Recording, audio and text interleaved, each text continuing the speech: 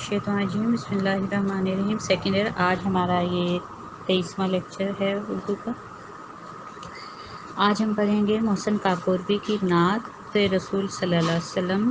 محسن کاکوری کے حوالے سے بتاتی چلوں، 1827 ان کی پیدائش ہے اور وفات ہے 1905۔ نام محمد محسن اور تخلص بھی محسن ہی تھا۔ یہ 1827 میں کاکوری ضلع لکھنؤ میں پیدا ہوئے اور اسی مناسبت سے کاکوری کہلائے۔ محسن کے آباء و اجداد ارض مقدس حجاز کے رہنے والے تھے، جو مختلف مقامات سے ہوتے ہوئے لکھنؤ آ کر آباد ہو گئے۔ محسن کے والد کا نام مولوی حسن بخش تھا، جو اس وقت کے جید و ممتاز عالم دین تھے۔ انہوں نے احوال انبیاء علیہ السلام کے حوالے سے ایک ضخیم کتاب لکھی تھی، جس میں حضرت آدم علیہ السلام سے لے کر حضرت محمد صلی اللہ علیہ وسلم تک مفصل حالات قلم بند کیے ہیں۔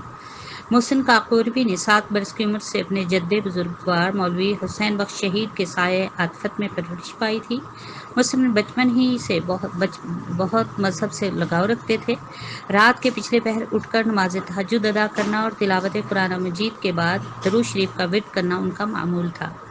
روایت میں ہے کہ محسن ابھی 9 برس ہی کے تھے کہ انہیں خواب میں حضرت محمد صلی اللہ علیہ وسلم کی زیارت نصیب ہوئی۔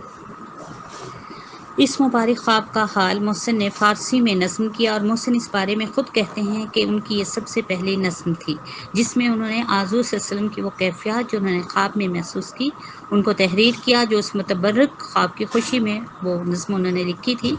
محسن 24 اپریل 1905 میں اس عالم فانی سے رحلت فرما گئے۔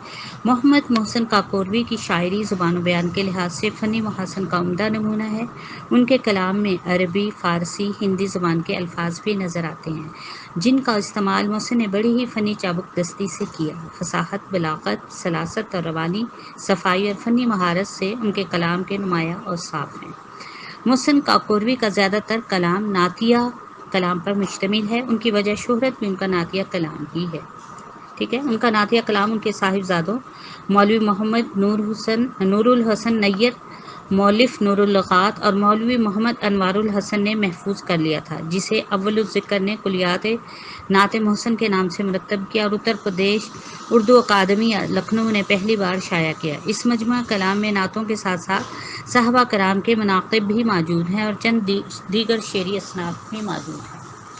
آج کے لیے جو نعت کے ہیں: کیا جھکا کعبے کی جانب کو قبلہ بادل، سجدہ کرتا ہے سوئے یثرب کو بطحا بادل، بحر امکاں میں رسول صلی اللہ علیہ وسلم عربی در یتیم، رحمت خاص خداوند تعالی بادل، قبلہ اہل نظر کعبہ ابروئے حضور صلی اللہ علیہ وآلہ وسلم، منہ سر قبلہ کو گھیرے ہوئے ہے کالا بادل، دور پہنچی لب جاں بخش نبی صلی اللہ علیہ وسلم کی شہرت، سن ذرا کہتے کیا حضرت عیسیٰ رضی اللہ تعالیٰ عنہ بادل، چشم انصاف سے دیکھ آپ صلی اللہ علیہ وسلم کے دندان شریف، در یکتا ہے تیرا گرچہ یگانہ بادل۔ ان اشعار میں شاعر نے اس معروف قصیدے میں ہندوؤں کے مقدس مقامات کاشی اور متھرا سے بادل کی گھٹاؤں کو مسلمانوں کے مقدس اور متبرک شہروں مکہ اور مدینہ پاک کی طرف بھیجا ہے۔ سمت کاشی سے چلا جانب متھرا بادل، کہتے ہیں کہ ہندوستان سے اٹھنے والا بادل اب قبلہ کی طرف روانہ ہے اور مکہ اور مدینہ کی طرف سجدے کرتا ہوا اڑا چلا جا رہا ہے۔ دنیا کو اگر ہم سمندر قرار دیں تو اس سمندر میں پیدا ہونے والے بے حد قیمتی اور بے مثال موتی حضرت محمد مصطفیٰ صلی اللہ علیہ وآلہ وسلم کی ذات اقدس ہے، جن پر اللہ سبحانہ تعالیٰ کی بے انتہا رحمتوں کے بادل سایہ فگن ہیں۔ آپ صلی اللہ علیہ وسلم کی پاک ذات اہل نظر کے لیے قبلہ کی طرح ہے، اور آپ صلی اللہ علیہ وآلہ وسلم کے ابرو مبارک بھی خانہ کعبہ جیسے ہیں، اور آپ صلی اللہ علیہ وسلم کے سر مبارک پر سیاہ بادل کالے بادلوں کی مانند چھائے ہوئے ہیں۔ آپ صلی اللہ علیہ وسلم کے ابدی، عالمگیر اور زندگی بخش پیغام کی شہرت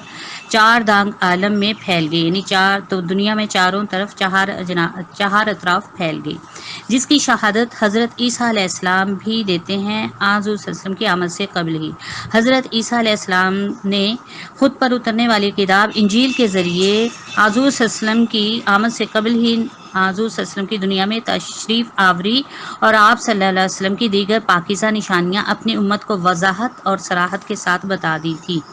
اے بادل، اگر تو اپنی چمک دمک پر نازا ہے تو تھوڑی دیر کے لیے آپ صلی اللہ علیہ وسلم کے چمکتے دمکتے سفید موتیوں جیسے دانت مبارک دیکھ، تجھے معلوم ہو جائے گا کہ تجھ میں موجود بجلیوں کی چمک دمک۔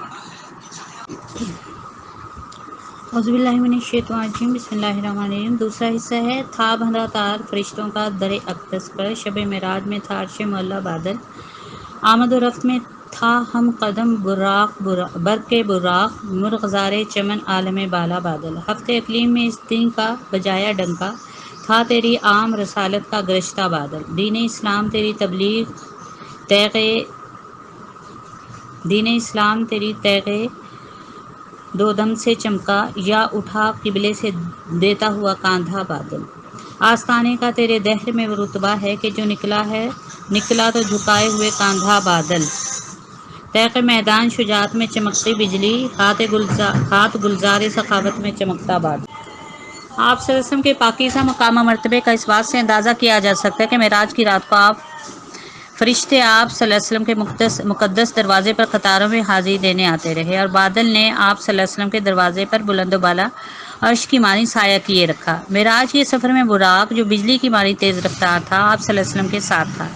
بادل عالم بالا پر ایک مرغزار اور باغ کی طرح تھا۔ آپ صلی اللہ علیہ وسلم نے اللہ کے پیغام اور دین اسلام کا ڈنکا پوری دنیا میں بجا دیا۔ اس طرح دنیا میں ہر طرف آپ صلی اللہ علیہ وسلم کی نبوت اور رسالت کا بادل گرجنے لگا۔ آپ صلی اللہ علیہ وسلم کی محبت کی شفقت کی دودھاری تلوار سے دین اسلام چمک اٹھا۔ یا اس طرح تصور کیجئے کہ کعبہ کے مرکز سے آپ صلی اللہ علیہ وسلم کی دینی تبلیغ کے سہارے کی خاطر بادل اٹھا اور ساری دنیا میں اسلام کا بول بالا ہو گیا۔ آپ صلی اللہ علیہ وسلم کے مقدس اور پاکیزہ آستانے کے مقام مرتبہ کا اس بات سے اندازہ کیا جا سکتا ہے کہ بادل بھی وہاں سے کندھے جھکائے نہایت عقیدت و احترام کے ساتھ نکلتا ہے۔ آپ صلی اللہ علیہ وسلم میدان جنگ میں بجلی کی مانند چمکتی دمکتی تلوار ہے۔ آپ صلی اللہ علیہ وسلم کی فیاضی اور دریا دلی اور جود و سخا کے عالم کے جیسے بادل زمین کے ہر ٹکڑے پر برابر برسے اور اسے سرسبز و شاداب بنا دے۔ آج کے لیے اتنا ہی، اللہ حافظ، دعا میں یاد رکھیے گا۔